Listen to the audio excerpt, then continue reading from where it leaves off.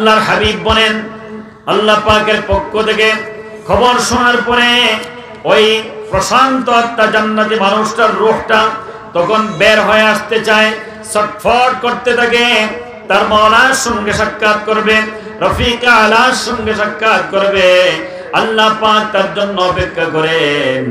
আল্লাহ পাকের হাবিব বলেন, মায়ের কোলে শিশু সন্তান যেভাবে প্রাণ ভরে ভরে মায়ের বক্ষ চষে দুধ খায়, ঠিক সেই তেমনি ভাবে ওই মুমিন বান্দার রূহটা তার শরীর থেকে দেহ থেকে বের হয়ে যায়। সুবহানাল্লাহ। আর কিছু সংখ্যক মানুষ যারা আছে, আল্লাহ রাব্বুল আলামিনের হাবিব বলেন, আল্লাহর পক্ষ থেকে আহ্বান শোনার পরে কিছু মানুষ তারা বের হতে চায় না, কিছু মানুষের রূহটা তার দেহ থেকে বের হতে চায় না। তার মানে ওরা হলো পাপিষ্ঠ আত্মা, জাহান্নামী আত্মা, ওই রূহগুলো বের হতে চায় না। আল্লাহ রাব্বুল আলামিন বলেন, ওই রূহগুলোর সঙ্গে আমিও সাক্ষাৎ করতে চাই না।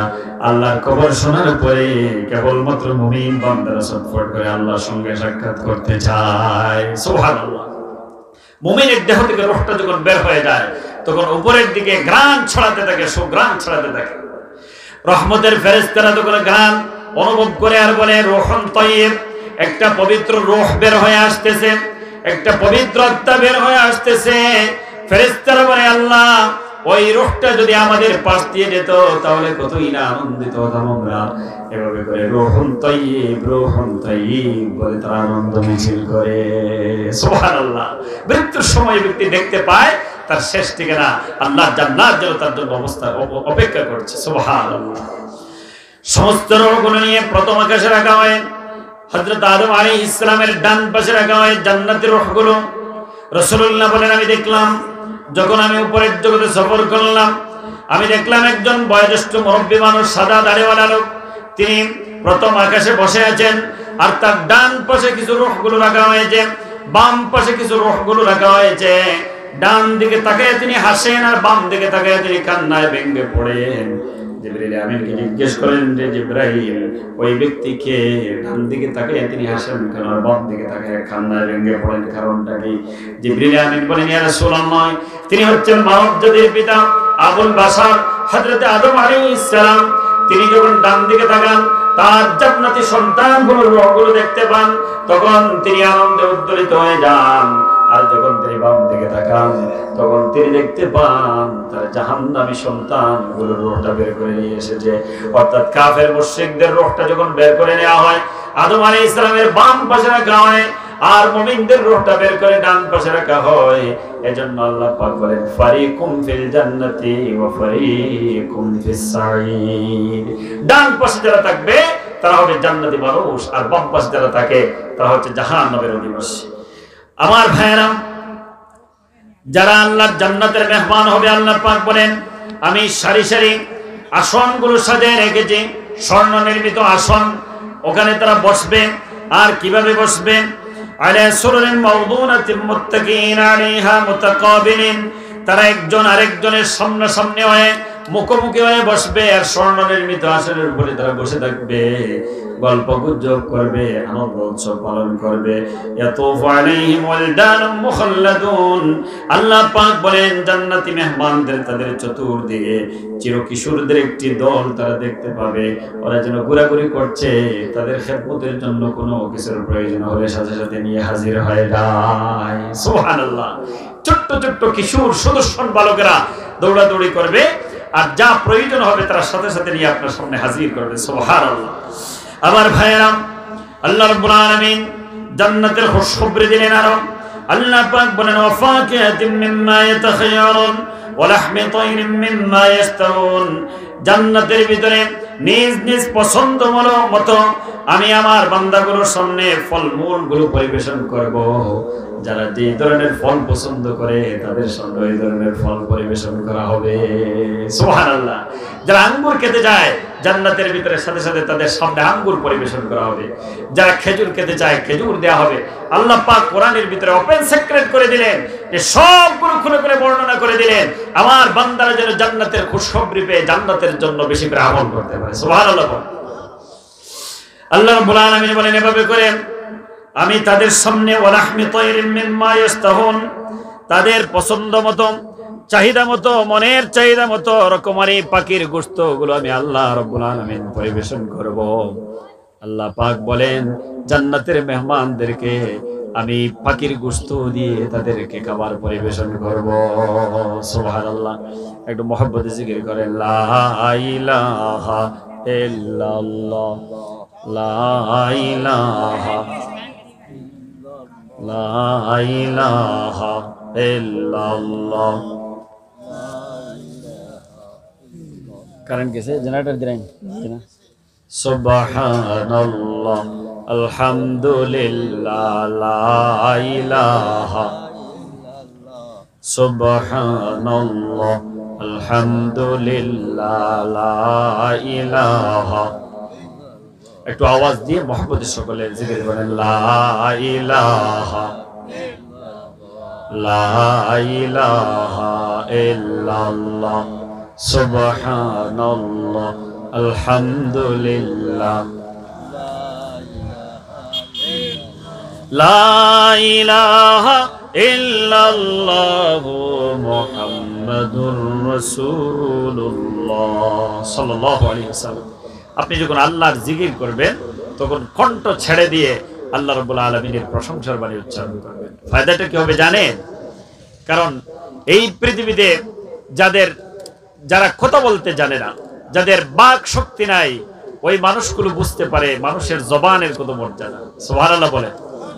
আল্লাহ তাআলা আপনাকে কথা বলার শক্তি দিয়েছেন, আপনি কথা বলতে জানেন, আপনার সুর কণ্ঠ থেকে বের হয়ে চতুর্দিকে ছড়িয়ে পড়ে। আজকের বিজ্ঞান সেটা প্রমাণ করতে সক্ষম হয়েছে। মানুষের কণ্ঠ থেকে উচ্চারিত হওয়া শব্দ এর কোনো ক্ষয় নাই, এর কোনো ধ্বংস নাই। আমি যে কথাগুলো বলি এগুলো যায় কোথায়? একটাবার চিন্তা করে দেখেছেন?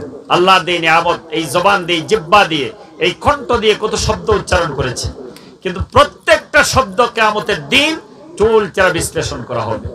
আপনার জবান থেকে বের হওয়া একটা কথাও যদি ইসলামের বিরুদ্ধে চলে যায়, আল্লাহ এবং আল্লাহর রাসূলের বিরুদ্ধে চলে যায়, কিয়ামতের দিন এই শব্দ উচ্চারণ করার কারণে আপনাকে জবাবদিহি করতে হবে। ঠিক কিনা বলেন?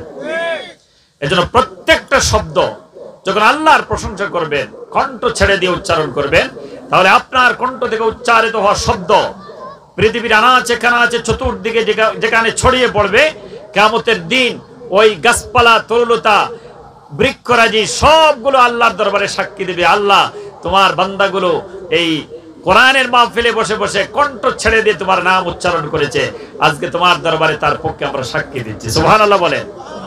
এজন্য কণ্ঠ ছেড়ে দিয়ে একবার আল্লাহ রাব্বুল আলামিনের প্রশংসার বাণী উচ্চারণ করেন। সকলে বলেন আল্লাহু আকবার। আর জোরে আওয়াজ দিয়ে বলেন আল্লাহু আকবার।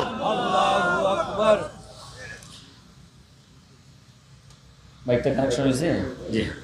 একটু মুহাব্বতে জিকির করেন লা ইলাহা ইল্লাল্লাহ, লা ইলাহা ইল্লাল্লাহ, লা ইলাহা সুবহানাল্লাহ, আলহামদুলিল্লাহ,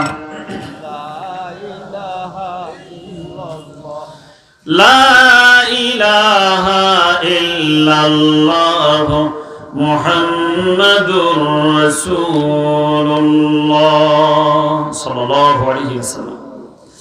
আমার মাহতারাম হাজিরিন, এজন্য বলতেছিলাম আল্লাহ রাব্বুল আলামিন জান্নাতের খুশখবরের কথা শোনালেন আল্লাহর বান্দাদেরকে।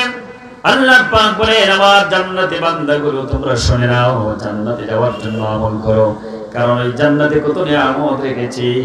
আল্লাহ রাসূল বলেন আমি নিজে সেটা বলে বোঝাতে পারবো না। সুবহানাল্লাহ। জান্নাতের ভিতরে তোমাদেরকে পাখির গোশত দিয়ে আল্লাহ রাব্বুল আলামিন বলেন আমি তাদেরকে পাখির গোশত দিয়ে খানা পরিবেশন করব, ভালো ভালো ফলমূল তাদের চাহিদা মতো তাদের সামনে পরিবেশন করাবো। আর আমি আল্লাহ রাব্বুল আলামিন জান্নাতি পুরুষদের জন্য যে নিয়ামত রেখেছি তার মধ্যে অন্যতম নিয়ামত হচ্ছে ওয়াহুরুন আইন কামসালুল লুলুল মাকনুন। সুবহানাল্লাহ বলেন। আল্লাহ পাক বলেন জান্নাতি পুরুষরা প্রত্যেকেই থাকবে 25 বছরের বড় যুবক, একজন বৃদ্ধ মানুষ, বৃদ্ধ বয়সে যদিও মৃত্যুবরণ করেন, বৃদ্ধ হয়ে যদি ইন্তেকাল করেন, কিন্তু জান্নাতে যখন যাবে ওই মানুষটা 25 বছরের যুবক হয়ে জান্নাতে প্রবেশ করবে। সুবহানাল্লাহ। এই যে মুরব্বিরা বসে আছেন, যখন জান্নাতে যাবেন আপনার তখন এভাবে সাদা দাড়ি সাদা চুল থাকবে না, আপনি 25 বছরের সুঠাম দেহ বিশিষ্ট যুবক হয়ে আল্লাহর জান্নাতে যাবেন। সুবহানাল্লাহ বলেন। কারণ আল্লাহ রাব্বুল আলামিন বলেন জান্নাতি পুরুষদের জন্য আমি সুদর্শনা সুনয়না সুন্দরী সুরসী তম্বি তরুণী রূপবতী জান্নাতি হুরদেরকে আমি আল্লাহ রাব্বুল আলামিন রেখে দিয়েছি। আল্লাহ পাক বলেন জান্নাতের হুরেরা এত পুত পবিত্র, ইতিপূর্বে কোনো পুরুষ কোনো মানুষ এবং কোনো জিন্নাত তাদেরকে স্পর্শ করতে পারেনি। সুবহানাল্লাহ। ওই জান্নাতের ভিতরে আল্লাহ পাক বলেন আজকের পৃথিবীর তরুণেরা যুবকেরা আজ এই দুনিয়ার দান্দায় পড়ে দুনিয়ার মহব্বতে পড়ে আখিরাতকে ভুলে যায় আর তাদের ইচ্ছে মতো জীবন যাপন করে। আল্লাহ পাকের হাবিব বলেন ওই যুবকের জীবনটা হলো সার্থক যেই যুবকটা তার যৌবন কালকে আল্লাহর রাস্তায় কাটায় দিতে পারলো। আল্লাহ রাব্বুল আলামিনের দ্বীনের জন্য যেই যুবকটা তার জীবনকে উৎসর্গ করে দিল, আল্লাহ পাকের হাবিব বলেন পৃথিবীর মানব জাতির ভিতরে এই সমস্ত যুবকের জীবনটা সার্থক হয়ে গেল। সুবহানাল্লাহ। কিয়ামতের দিন আল্লাহ তাআলা 7 শ্রেণীর মানুষকে আরশে আজিমের নিচে জায়গা করে দিবেন। তার মধ্যে এক শ্রেণী হলো সাবুন সাবির ফি ইবাদাতি রাব্বি, ওই সমস্ত যুবকরা আরশে আজিমের নিচে জায়গা পেয়ে যাবে এই যুবকগুলো তাদের যৌবন কালটা আল্লাহর রাস্তায় কাটিয়ে দিল। আল্লাহ পাকের হাবিব বলেন একজন যুবক মানুষ যখন রাতের অন্ধকারে ঘুম থেকে জাগ্রত হয়ে যায়, নামাজে দাঁড়ায় যায়, প্রচন্ড শীতকে উপেক্ষা করে ঠান্ডা পানিতে ওযু করে যায়, নামাজে দাঁড়ায় যায় আর বিগত জীবনের গুনাহের জন্য অনুশোচনা করে চোখের পানি ছেড়ে দিয়ে আল্লাহর দরবারে ফরিয়াদ করে আল্লাহ কত অপরাধ করেছি, প্রকাশ্য দিবালোকে কত অপরাধ করেছি, রাতের অন্ধকারে কত অপরাধ করেছি, দুনিয়ার কোনো মানুষ দেখতে পায় না। আল্লাহ তুমি তো অনেক, আল্লাহ তোমার দৃষ্টি থেকে আমি আড়াল হতে পারি নাই, এভাবে করে অনুশোচনা করে আর চোখের পানি ছেড়ে দে। আল্লাহ রাব্বুল আলামিন বলেন যুবক রে বিগত জীবনের সমস্ত গুনাহ আমলনামা থেকে মিটিয়ে দিলাম আর প্রত্যেকটা চোখের পানির বদৌলতে আমার জান্নাত তোমার জন্য প্রস্তুত করে রাখলাম। সুবহানাল্লাহ। আমার ভাইরা আল্লাহ রাব্বুল আলামিন বলেন এজন্য ও নবী আপনাকে আমি দুনিয়ায় পাঠালাম ইন্না আরসালনাকা শাহিদা ওয়া মুবাশশিরান ওয়া নাযীরা, আমি আপনাকে সাক্ষীদাতা হিসেবে পাঠালাম আর আপনাকে জান্নাতের সুসংবাদদাতা হিসেবে পাঠালাম, জাহান্নামের ভয় প্রদর্শনকারী হিসেবে পাঠালাম। আপনার উম্মতের কাছে পৃথিবীর মানুষের কাছে আপনি জান্নাতের খবর জানিয়ে দেন, জাহান্নামের ভয় প্রদর্শন করুন, যাতে করে জাহান্নামের ভয়ে মানুষগুলো অপরাধ প্রবণতা থেকে বাঁচতে পারে। সুবহানাল্লাহ বলেন। আমার সম্মানিত হাজিরিন, এজন্য বলতেছিলাম মানুষগুলো যখন মৃত্যুর সময় তার শেষ ঠিকানা দেখতে পায়, যখন আমরা জানাজার নামাজ করে মরদেহকে কবরের দিকে নিয়ে যাই, আল্লাহর হাবিব বলেন প্রত্যেক মানুষের সঙ্গে তার কবর পর্যন্ত 3টা জিনিস যায়, কবরের পার থেকে 2টা জিনিস ফিরে আসে, আর একটা জিনিস তার সঙ্গে কবরের ভিতরে প্রবেশ করে। সাহাবীরা জিজ্ঞেস করেন ইয়া রাসূলুল্লাহ কোন 2টা জিনিস কবরের পার থেকে বাড়ি ফিরে আসে আর কোন জিনিসটা জান্নাত কবরের ভিতরে প্রবেশ করে?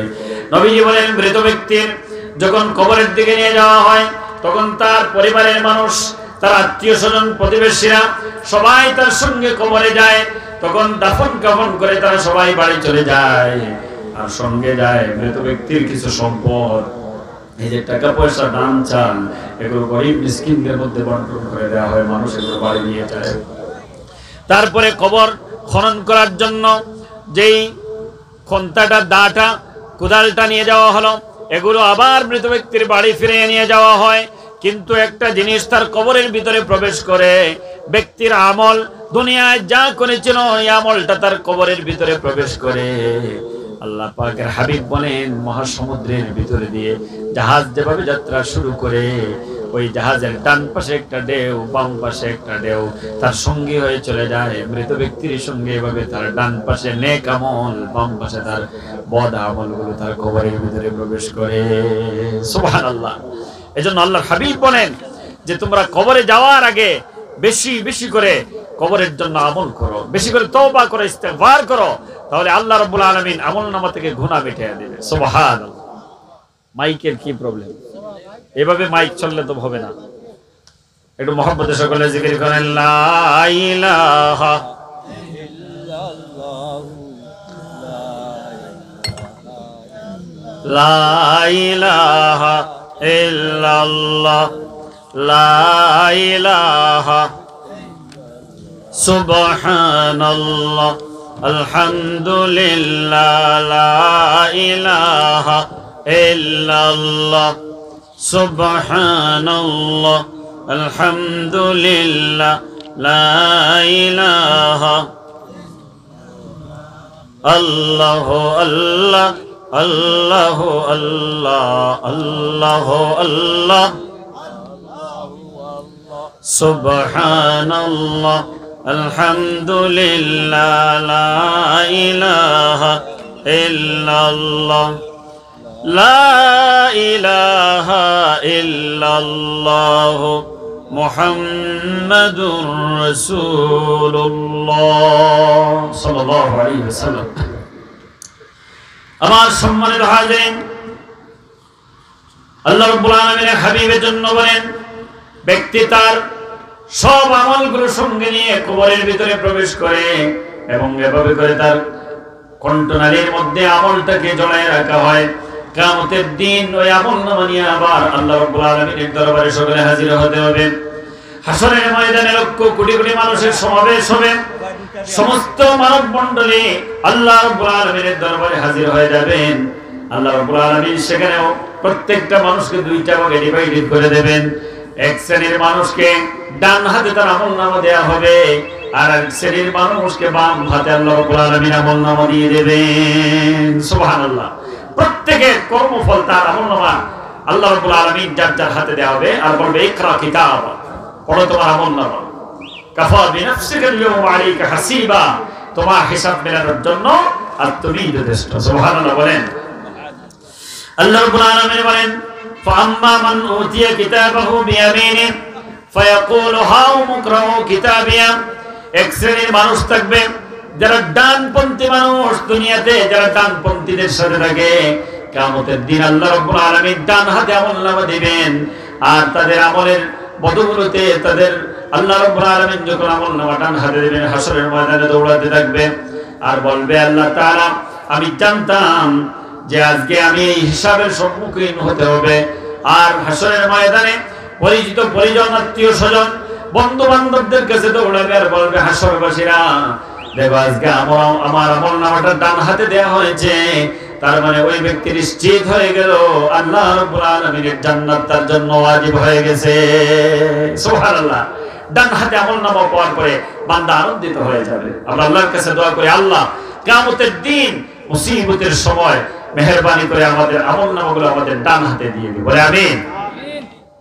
সম্মানিত ভাইরা, আল্লাহ রাব্বুল আলামিন বলেন, বান্দা যখন আনন্দিত হয়ে যাবে, এই পৃথিবীতে আমরা দেখতে পাই একটা ছাত্র যখন ভালো রেজাল্ট করে, যখন তার সার্টিফিকেটটা পেয়ে যায়, বড় আনন্দিত হয়, মায়ের কাছে দৌড়ে যায়, বাবার কাছে দৌড়ে যায়, বলে আব্বা আম্মা জান আমি কত ভালো রেজাল্ট করেছি, গোল্ডেন এ পেয়েছি। এভাবে তার বন্ধু বান্ধব সকলের কাছে সে দেখাতে থাকে, কারণ সে সফলতা বিজয় অর্জন করেছে। আবার যাদের বাম হাতে আমলনামা দেয়া হবে, ওয়াম্মা মান উতিয়া কিতাবাহু বিশিমালিহি ফায়াকুলু ইয়া লাইতানি লাম উতা কিতাবিয়া ওয়া লাম আদরি মা হিসাবিয়া ইয়া লাইতাহা কানাতিল কাদিয়া মা আগনা আন্নি মালিয়া হালাকা আন্নি সুলতানিয়া। আল্লাহ রাব্বুল আলামিন বলেন, বিপদগ্রস্ত মানুষ হবে তারা যাদের বাম হাতে আমলনামা দেয়া হবে। হাসরের ময়দানে পেরেশান হয়ে যাবে, বক্ষ পানি হয়ে যাবে, গায়ের শরীর থেকে ঘাম বের হতে হতে ঘামের মধ্যে সাঁতার কাটতে থাকবে আর বলবে, আহারে আজকে কেন আমাকে হিসাবের সম্মুখীন হতে হলো, কেন আমার আমলনামাটা দেয়া হলো, এটা যদি আমাকে না শোনানো হতো, না দেখানো হতো, তাহলে বড়ই ভালো হতো। ওই ব্যক্তি আফসোস করবে আর বলবে যে আমি এই পৃথিবীতে আমার কত টাকা পয়সা ছিল, আমার ধনভাণ্ডার ছিল, সোনা চাঁদির পাহাড় করেছিলাম, কিন্তু আমার সম্পদ আমার শেষ রক্ষা করতে পারলো না। সুবহানাল্লাহ। অনুশোচনা করবে যে অর্থের পিরামিড গড়েছিলাম, এই দুনিয়ার জন্য পাগল পালা হয়ে শুধুমাত্র দুনিয়া দুনিয়া বলে তামাম পৃথিবী সফর করেছিলাম, কিন্তু আমার এত টাকা, এত প্রভাব প্রতিপত্তি আজ আমার শেষ রক্ষা করতে পারলো না। মানুষটা অনুশোচনা করবে, মা আগনা আন্নি মালিয়া, আমার মাল আমাকে আজ রক্ষা করতে পারলো না। তারপরে হালাকা আন্নি সুলতানিয়া, আমার প্রভাব প্রতিপত্তি, আমার ব্যক্তিত্ব, আমার রাজত্ব শেষ পর্যন্ত আমাকে টিকায় রাখতে পারলো না, আমাকে রক্ষা করতে পারলো না। এভাবে বলে আফসোস করবে আর অনুশোচনা করবে। আল্লাহ রাব্বুল আলামিন এই সময় নির্দেশ করবেন, ফেরেশতাদেরকে বলবেন, খুযুহু ফাগুল্লু সুম্মাল জাহিম সাল্লু সুম্মা ফি সিলসিলাতিন দারুহা সাবউনা দিরাআন ফাসলুকু। আল্লাহ রাব্বুল আলামিন ফেরেশতাদেরকে বলবেন, ও ফেরেশতারা, ওই ব্যক্তিকে গ্রেফতার করো, জাহান্নামের জিঞ্জুর দিয়ে 70 গজ লম্বা জিঞ্জুর দিয়ে তাকে পাকড়াও করো, তাকে গ্রেফতার করো। কারণ দুনিয়াতে ইচ্ছে মতো জীবন কাটিয়েছে, দুনিয়াতে তার ইচ্ছে মতো জীবন যাপন করেছে, আল্লাহ রাব্বুল আলামিনের আইন মেনে নিতে চায় না। ওই মানুষটাকে গ্রেফতার করো। আর সুম্মা ফি সিলসিলাতিন দারউহা সাবউনা দিরাআন ফাসলুকু, 70 গজ লম্বা জাহান্নামের রশি দিয়ে তাকে গ্রেফতার করো, বাঁধো, আর উপর করে জাহান্নামের আগুনের ভিতরে ফেলে দাও। ফেরেশতার সঙ্গে সঙ্গে তাকে গ্রেফতার করে জাহান্নামের দিকে নিয়ে যাবে। নাউযুবিল্লাহ বলেন। দলে দলে মানুষগুলো জাহান্নামের দিকে নিয়ে যাওয়া হবে। তৃষ্ণার্ত মরুভূমির উট যেভাবে মালিক হাঁকাইয়া হাঁকাইয়া সামনের দিকে নিয়ে যায়, ফেরেশতারা এভাবে পিছন থেকে দাওয়া করতে করতে জাহান্নামের দিকে নিয়ে যাবে। আর জাহান্নামের ফেরেশতা মালিক ফেরেশতা দাঁড়িয়ে বলবে যে, কোথায় যাচ্ছ? জাহান্নামের খবরকে দুনিয়ায় থাকতে পাও নাই, জাহান্নামের খবরকে শোনো না দুনিয়ায় থাকতে।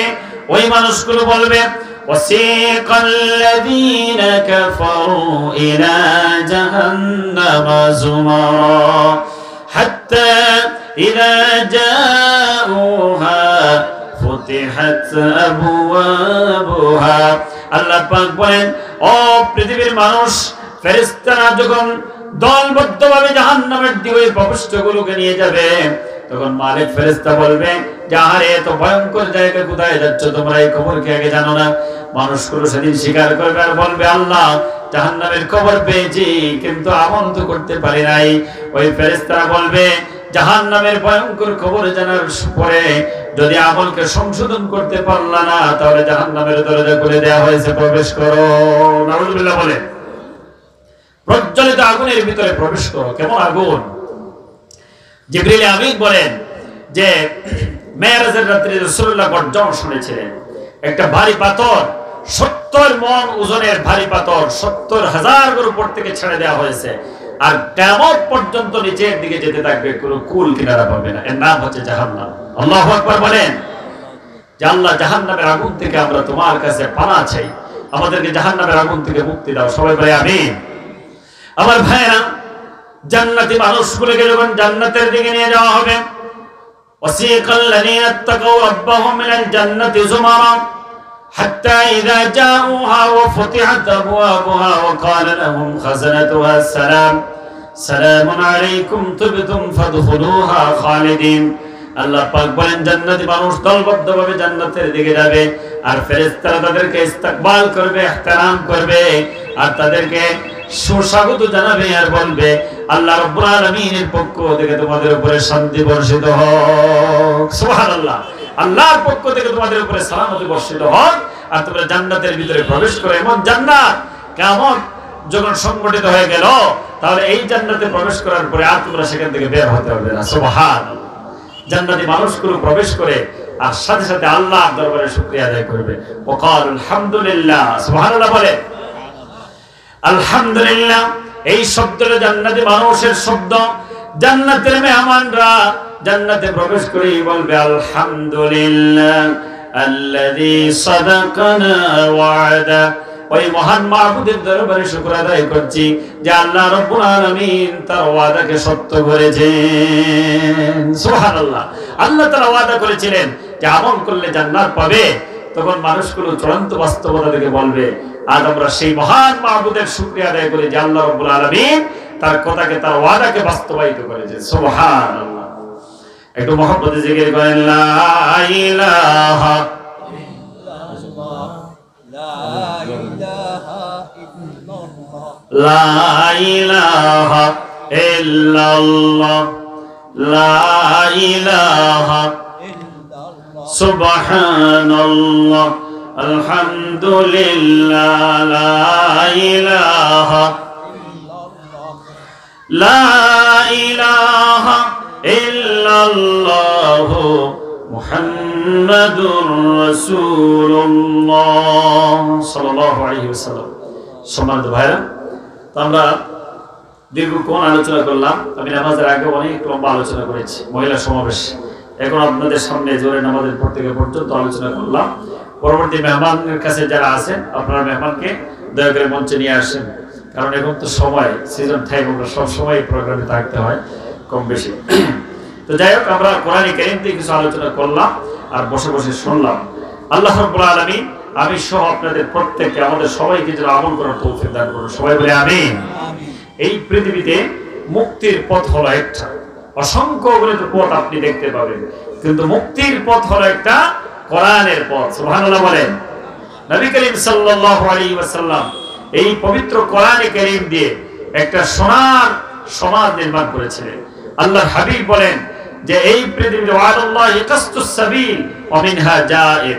আল্লাহ রাব্বুল আলামিন বলেন অসংখ্য অগণিত পথের ভিতরে একটা পথ, মুক্তির পথ, সেটা হচ্ছে কোরআনে কারীমের পথ। সুবহানাল্লাহ। সুতরাং আসুন, পবিত্র কোরআন আমাদেরকে হাতছানি দিয়ে ডাকছে, আমরা যেন মুক্তির মোহনায় সম্মিলিত হতে পারি, কোরআনের আহ্বানে সাড়া দিয়ে আল্লাহ রাব্বুল আলামিনের জান্নাতের প্রতীক হতে পারি। আল্লাহ পাক আমাদের সবাইকে কবুল করুন। সবাই বলে আমিন। আল্লাহুম্মা আমিন। আলহামদুলিল্লাহি রাব্বিল আলামিন والصلاة والسلام على رسوله محمد وآله وأصحابه وأنصاره وأزواجه وذرياته وأهل بيته أجمعين. ربنا ظلمنا أنفسنا وإن لم تغفر لنا وترحمنا لنكونن من الخاسرين. ربنا لا تزغ قلوبنا بعد إذ هديتنا وهب لنا من لدنك رحمة إنك أنت الوهاب. اللهم اغفر لنا ولوالدينا رب ارحمهما كما ربياني صغيرا. الله يا أرحم الراحمين رب العالمين। الله تعالى উত্তরবঙ্গের ইখওয়ান ইসলামিক সোসাইটি কর্তৃক আয়োজিত আজকের 11তম বার্ষিক তাফসীরুল কোরআন মাহফিলের অত্র অধিবেশনে জোহরের নামাজের পর থেকে এই মুহূর্ত পর্যন্ত আল্লাহ তোমার কোরআনে কারীম আর নবীজির হাদিসে নববী থেকে আমরা কিছু আলোচনা করলাম আর বসে বসে শুনলাম। আল্লাহ তাআলা আমাদের আলোচনাকে তোমার দরবারে কবুল আর মঞ্জুর করে নাও। আজকের এই মাহফিলের শুরু থেকে শেষ পর্যন্ত তোমার দরবারে কবুল করো আল্লাহ রাব্বুল আলামিন। এই মাহফিলের পক্ষ থেকে অসংখ্য অগণিত দুরূদ আর সালামের হাদিয়া বিশ্বনবী জনাব মুহাম্মদ রাসূলুল্লাহ সাল্লাল্লাহু আলাইহি ওয়াসাল্লামের রওজা মুবারকে পৌঁছায় দাও রব্বুল আলামিন। হযরত আদম আলাইহিস সালাতু ওয়াস সালাম থেকে আজ দিন পর্যন্ত পৃথিবীর আনাচে কানাচে জনস্থলে পাহাড়ে পর্বতে যত মানুষ ঈমান নিয়ে কবরে শুয়েছেন আল্লাহ সকলের কবরগুলোকে গোলজারে জান্নাত বানায়া দাও।